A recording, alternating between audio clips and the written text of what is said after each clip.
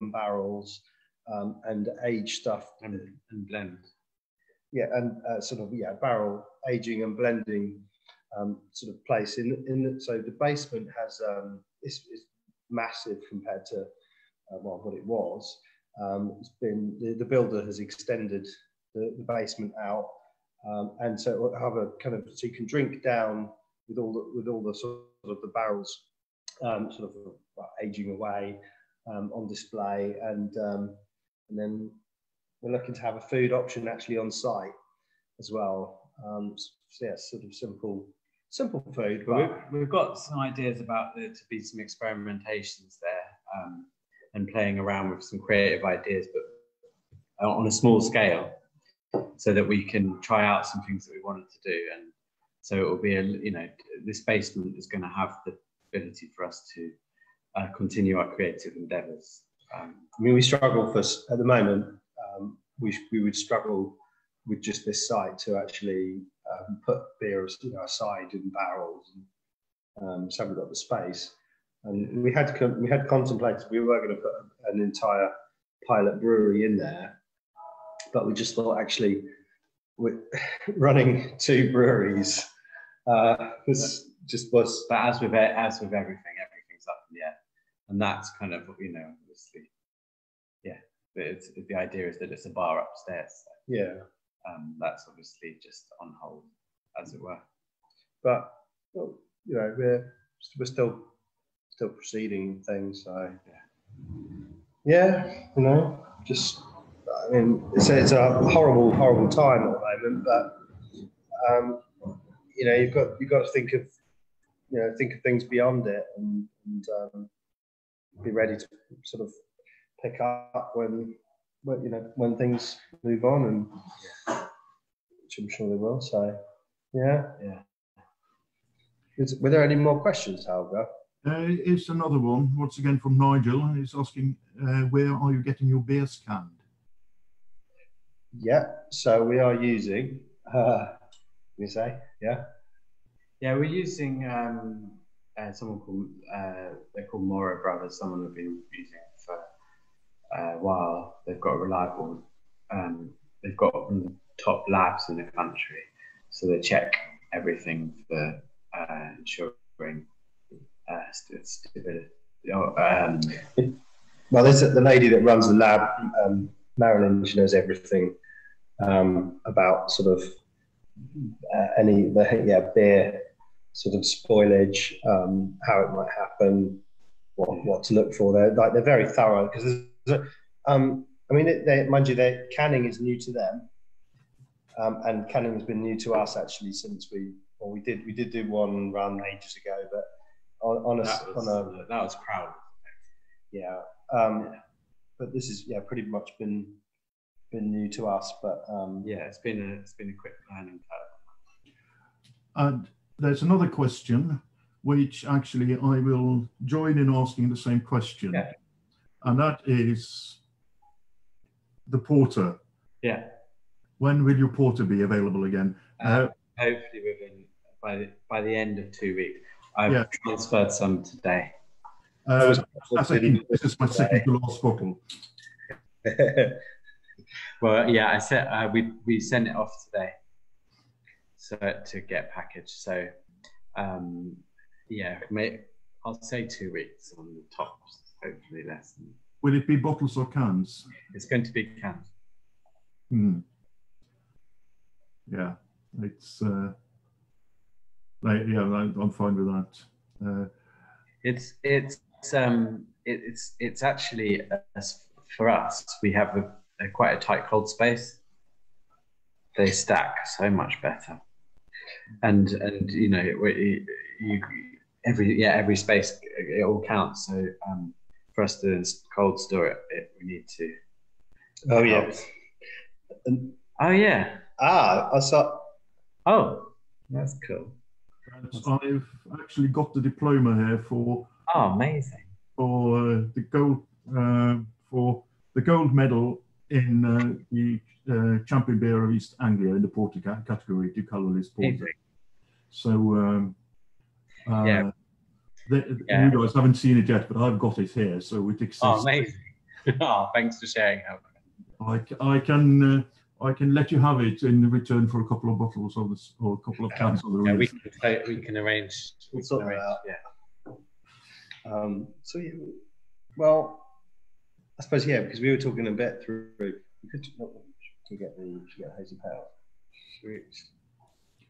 I'm gonna get some more beer. But we There are still quite a few questions. Okay, yeah. How do you come up with names for your beers? Some of them are fantastic, like Porter and Pilsner. So the ones that are very literal are myself. That's I think that one thing that has like vaguely stayed on our business plan was that some of the beer names were going to be obvious, but my brother has kind of he's taken a lot of pleasure in naming some of the beers. I think some of them are ridiculously long. He's come back. Tom, somebody's asking, how do you come up with the beer names? Oh, a lot of the beer names. We're very little. No, but your beer names. I'm saying the literal ones are mine, and then you come up with the other ones. This one. Vossi hop. The Vossi hop. So, Helge, how do you? What does Voss mean? Does it mean a body of water in Norwegian? Not really. There's a place name. There's a place named Voss. Yeah. And Foss means waterfall. Okay. So I shall have to obtain a couple of cans around and see what it's like. Well, yeah, because it's using the name comes from the fact that the yeast is called the Voss Kvike. Oh, Kvike, yes. Yeah, so its heritage is from Voss. So then I just called it the Vossi hop, which was a play on a song by Stormzy. Which has which is very fitting because it predicted a little a gesture of disagreement to a certain blonde hair buffoon before he helmed the seat of power. Okay. Right. Should I talk about the beer? Yeah. Should I talk about this beer? Yeah. Talk through it. Yeah. So this one is the Vossi hop, and it's using this Kvike yeast, which is a farmhouse yeast that basically you don't need to temperature control it, and you put it in at 40 degrees, which is usually most ales are fermented between 18 and 20 degrees. And this one, you just leave it without it, and it ferments in about 2 days. It's like super quick. And very clean tasting for a high fermentation. Yeah, very clean for a farmhouse yeast. And for this beer, I've just given it a large wheat body to just give that sort of mouthfeel and sort of strawness, maybe you might want to say. And then I've used the Hallertau Blanc, which is it's got this gooseberry like white wine sharpness to it. And I've used it extremely heavily, but only for no bittering. There's got no bittering hops in this beer. I've used it from 14 minutes down, and then cooling the beer and adding large amounts, kilos in, over cooling it down to 75 degrees and letting it settle. So you get a lot of the resinous and hoppiness. Hop stand. It's a hop stand, it's called, but without the perception of bitter. It is bitter, but it's using something that a way of using hops that I use for the hazy beers, like the Nipas and stuff like that. But this one I've given the next beer, which is the hazy beer, is using a similar hop schedule, but with the Vossi hop, we've allowed more bitterness to come through. There's a comment from Simon Gibson who says that the hazy pale is a very fine drink. Oh, that's really good to hear. I'm really pleased. Cheers, Simon. Cheers, Simon. He's bottling ciders, but he still likes the hazy pale. Oh, that's good. But yeah, he's got very good ciders. So it's all good. Yeah, there are two questions on the screen at the moment. One is, I think, a very open question. How do you decide what to brew? Me and my brother will say different things, but I would say emotion mostly. It's usually driven by what I really need or feel. A lot, also to be honest, a lot is, I would say we're lucky because of having the tap room, because then we get people requesting stuff. You get that interaction, and people, what's working, and that kind of, from us just being a brewery, like when we first started out, and we'd go and drop a cask off and be going, how did it sell? How did it go down? Did anyone like it? And they go, yeah, I don't know, I wasn't on that shift. And now we've got the pleasure of being able to talk with people who've known the evolution of a beer.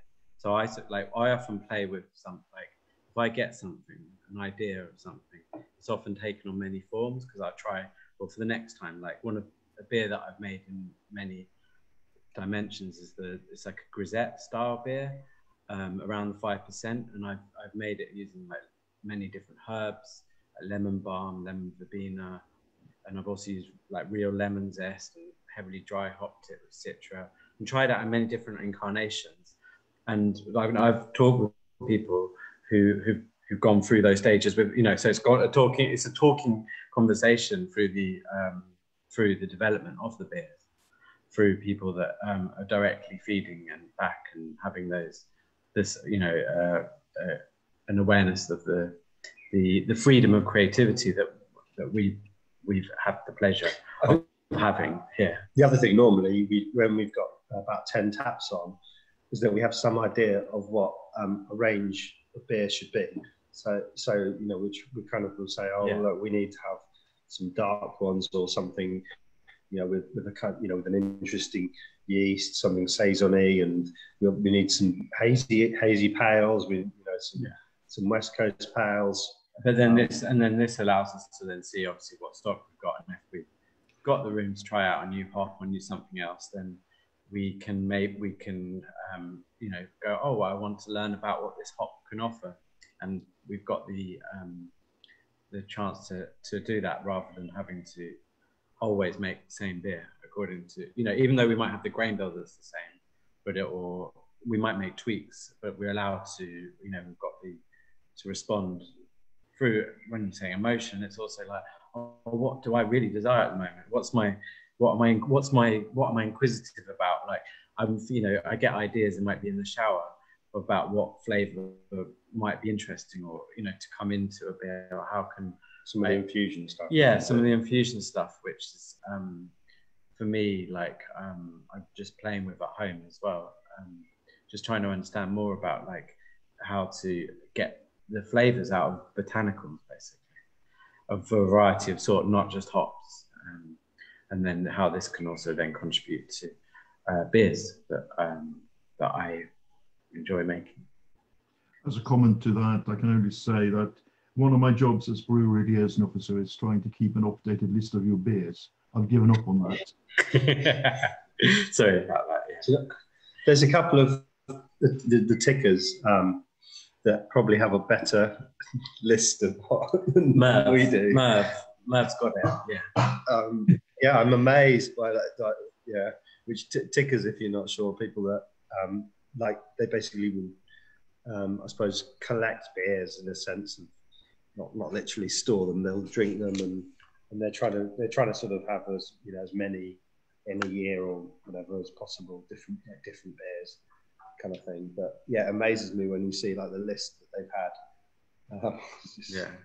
We're streaming in. There's questions streaming in here. One, Colin Dewar is asking about the beyond the pale ales. Yeah. And he asks which malts are being used there. That one is using. It's got I think 9 kilos of oat malt in the grain bill. It's got light crystal. It's got a light crystal, which gives it some colour, and It helps with head retention, and I can check the grain. I've got it on my recipe here rather than just off my head. And the pale malt is what's it's a lager. And we for the base malt, it's a lager malt. So another question is from John G. Is, are you able to experiment on a smaller scale, or do you have to brew full batch? Munich was the malt I missed off, just the answer to the other one. I just checked the recipe. Yeah, it's full batch. Yeah, it's full batch. Yeah. We did have like before we had a guy, Spence, working with us, and he's moved back to America. But he sometimes used to do some like small test batches, just you know, some ideas and stuff. But now, we just go full on. We've had a couple of things we chuck, but that's quite rare. Yeah. I'm just trying to think what the last big experiment we made. I think because we make we will start with elements that we are like lots of knowns, and then we sort of introduce unknowns. We're not fully unknowns. I don't want to say it's, but we wouldn't just use like entire malt we've never used, hops we've never used, yeast we've never used.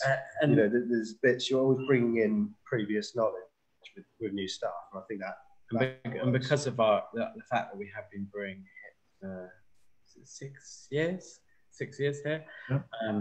And we've brewed so many different beers, and we've got like a vast data of experience.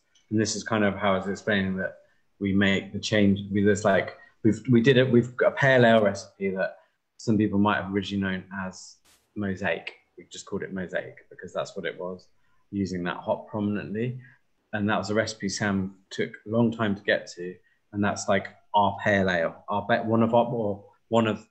not the pale ale we've got in Cat, another one of our pale ales that's actually been a core, we knew that was solid, and then we could change things on top of it.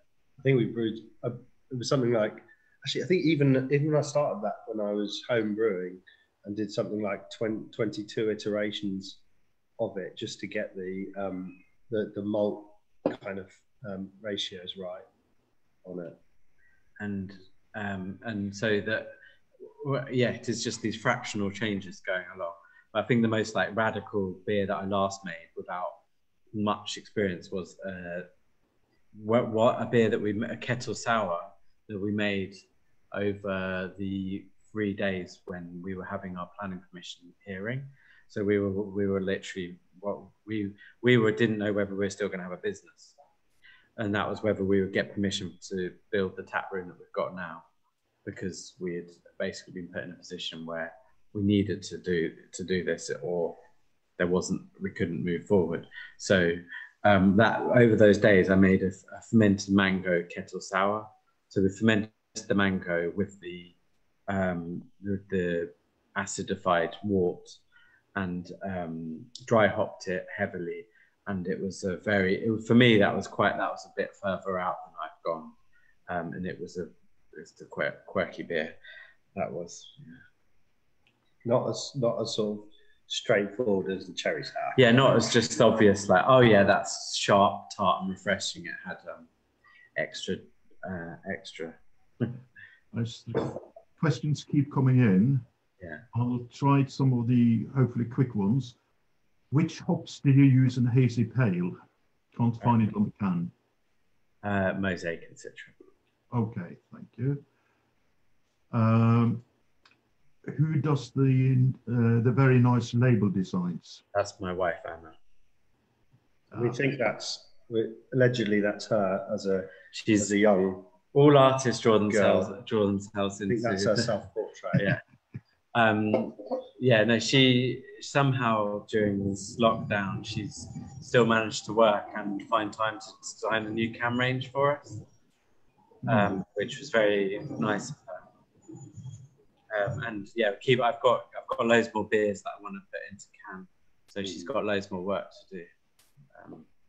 I think we should raise this. Looking forward to that. Another question which sort of touches on the lockdown.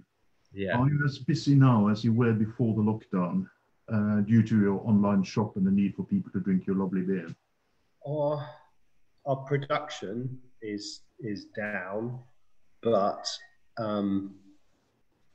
we're obviously selling more small package than we would have ever done. So it's a bit, I don't know, it's a bit. We're busy, but it's in a different way.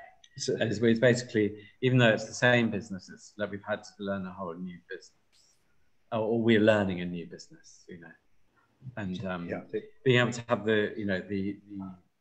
every glass of beer that is served in the tap room is is checked, basically. It's like it's quality control, to then putting something in packages, something that that's a new thing, let alone distribution and getting the beer all around. So it's a different kind of busy, but it's we're going with it, and, still brewing. We had to take a bit of a pause for various reasons, like kind of logistics, childcare. And now we're back up with a pattern, and we realise we're sitting in a room without any electricity installed, and the sun is going down. When we first started this, there was sun, so it's a bit of life. But are there any other questions, Helge? Yes, a couple. Do you know in advance how strong a beer is going to be, or does it depend on how it happens to turn out? You have a pretty good idea based on how efficient that yeast is, and then you've got depending on how much base malt you're putting in, that relates directly to to the ABV. So you design it and calculate it really. I suppose how you try and be as you can be as scientific as you can. Through the sheer multitude of brews we've done, we have an understanding of what mash temperature and what starting gravity, where it will end up according to what yeast. And there's a few things like consistently oxygenating the wort when you're transferring it to a fermentation vessel that can give you a pretty confident end result of where your yeast will get up to. I hope that answers the question. I think it does. There's also another question, basically saying, please don't underestimate how much the delivery to the doorstep of great beer is appreciated. No, thank you. We appreciate being kept busy. It's been quite overwhelming, really. I think people have sort of, I guess, generally been putting their money on different, not just us, as like other businesses that they want to still be around. The other side of this, which is cool. So but obviously, the importance of actually the social, this is what I was like. My life doesn't feel to be honest, personally, my life hasn't really changed much because I'm quite a hermit. I go home, take care of my children, come to work, brew, go home. My only difference is every Saturday I would be here in the afternoon, early evening, and I've just missed I was like actually shit, I'm missing everybody and the people, and having just someone the smallest things, and human interaction matters in this life. Well, I think it's definitely sort of made, shows the importance of places where you can go and meet people for a drink. It's important to a lot of people. Yeah, absolutely. Yeah, as a customer, I'll have to join in that. I really miss going to not only your tap room, but also to the other pubs I go to. Let's see, another question as well, which I think is rather open-ended. What's your favorite beer that you brewed? Again, that's very much based on emotion. Like for a few weeks solid, it was the Champagne saison. Like over the past few weeks, definitely, that's been a medicinal like quality. When it was on the barley wine, yeah, two barley wine. Yeah, two barley wine. Yeah, I reckon that first batch of barley wine that I made like about 4 years ago, and we aged it for a year or something. And to be honest, I switch. I want a certain beer on a certain day, and you know, and I guess I don't like my palate just wants particular beer. Quite like the IPA on occasions that we do, but then sometimes I want something quite strong, But then I'm going to say Champagne saison for me. That's the one that's given me the most relaxation. Fair enough. There's a question which I think I know the answer to, but I'll let you answer it. When you move into your new tap room, what's happening to the old building? It's still there. I'm just going to be brewing like more. Yeah. It's going to free up space for more. Can you hear? Because we've got a train shaking the whole building. Yes, we can hear you. So we're doing a few things behind the scenes because at the moment we use one-way kegs, and we're getting plan is to get a keg washer and move to stainless kegs, and we're getting some conditioning tanks and carving tanks. So we're sort of being a bit more self-sufficient, but also just moving away from some one-use plastics. So they're not one-use; they're recycled, but yes. It would be more efficient for us to do that and just not be reliant on so much on another single company, I guess. Yeah. And even though it's like the use of the brewing space as a bar, obviously now the space, anyone who's been there will know it's an enclosed space, and so now we're going to have more room. But it's been the sort of like the tap bar is a blessing, and it's like every week we have to turn it back into a brewery, and then into a bar, and into a brewery. So now we're going to be able to separate production. Means Tom can brew all weekend. I can brew all weekend. If the children are sick and they can't go to nursery, then I can still brew on the weekend. Or at the moment, that's what I'm doing anyway. So so it's And then on a Saturday, then when people come, there will be the smell of malt and hops and goodness. The amount of people who come say, "Oh, do you do brewery tours?" And we kind of say you walk in and they're like, you walk in and the chance are you'll talk to someone who's got their hand in the production, and you're in the space. You're in the brewery. Well, now we will actually be able to say, welcome into the brewery. So maybe we'll do brewery tours. Yeah, we can do brewery. We'll keep the taps on the wall for just the real historical value. The few special beers. Yeah. Was there any other questions, Helge? No, I managed to go through all of them now. I was just wanting to make one comment, which I think a lot of people will join me in saying it. But I'm really happy to hear you guys speaking confidently and optimistically about the future, because it's been a tough time for many people in the business. Yeah. There's certainly, I think we are optimistic, at the minute, and we're small enough to sort of make those adjustments. I wouldn't like to think if we were bigger, I would say it could be a lot trickier. You'd imagine bigger breweries that, say 6 times our size or something. They've got lease payments on fermenters that are 6 times our size, and then to just drop to nothing is it could be a bit of a ticking time bomb. To be fair, there's been a fair amount of support. I think from the government, it's not necessarily hit or helped every business, but yeah. But we're certainly working hard at adapting. That's been key, really. We couldn't just sit and do nothing. Just got to keep things going. Yeah. Well, without beer being brewed, we don't have civilization, right? It will fall, collapse. So yeah, it was a. We have a new question, and that's another one which, quite frankly, I would like to hear an answer to as well. There are rumours that you have been interested in the Radigan and in using that.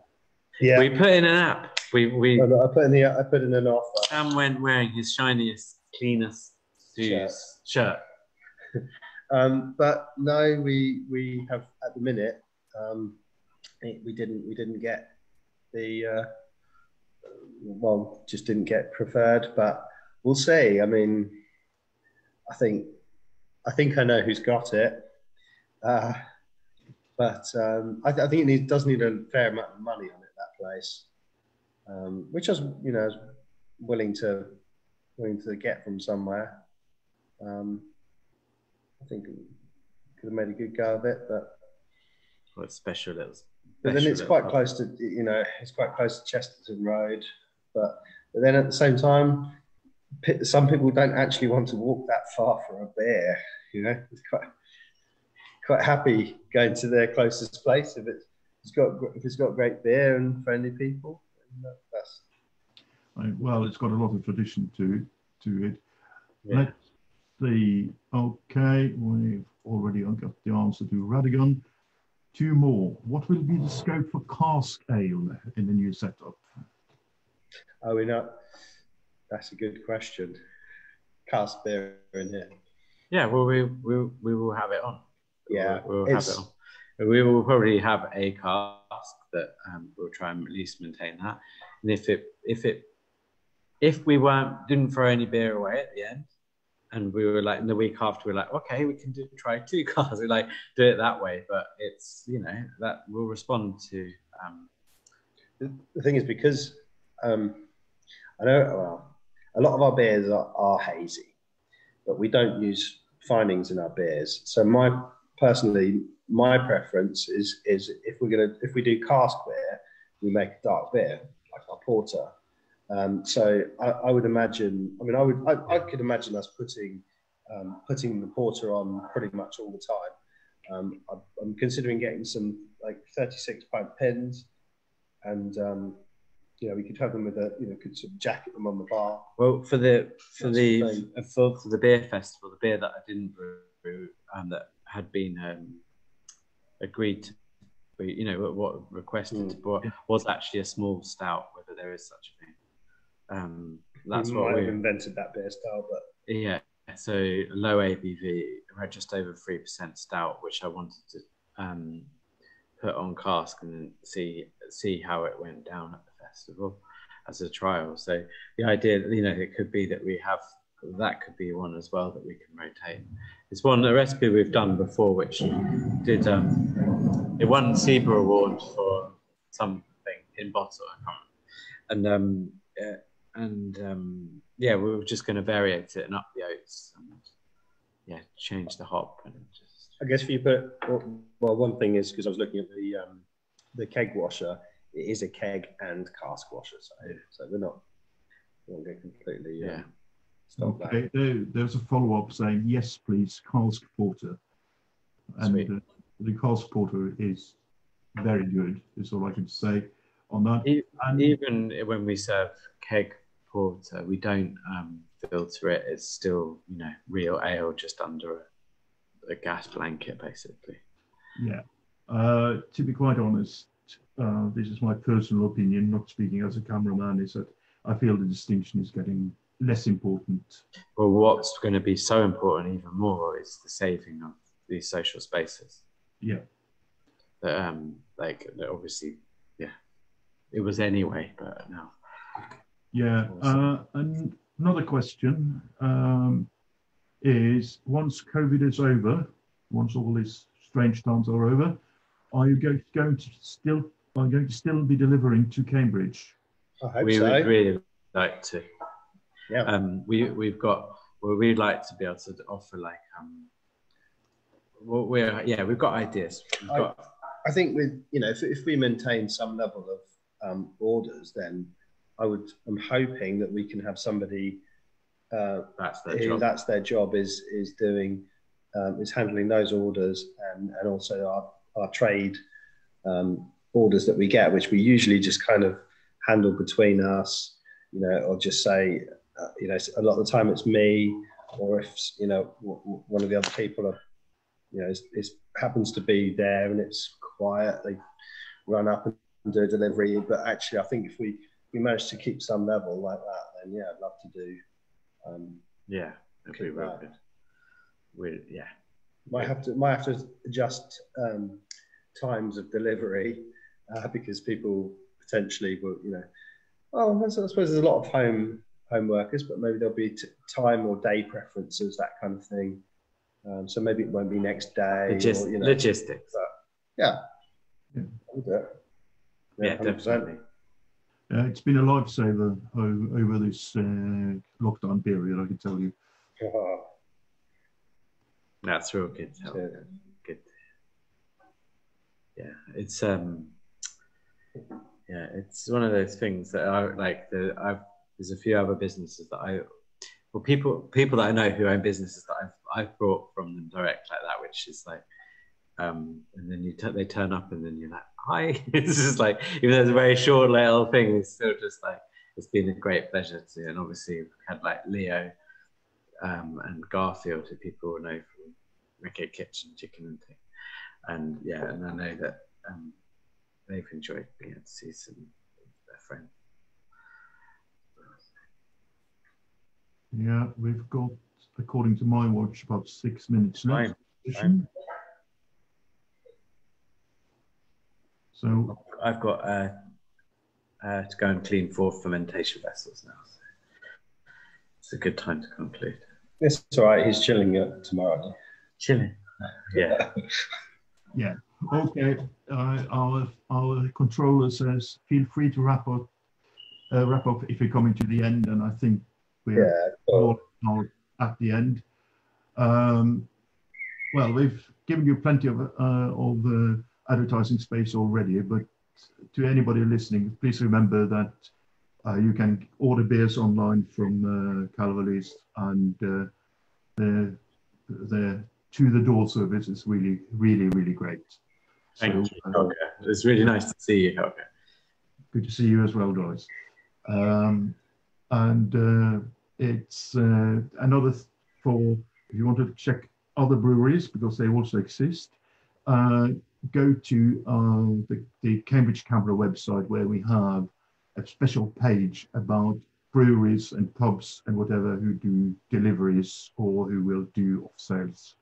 So it's important to try to support all our local breweries and pubs in these strange times. Absolutely.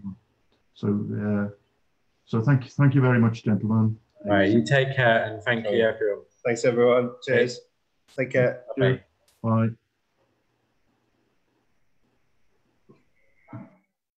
Okay.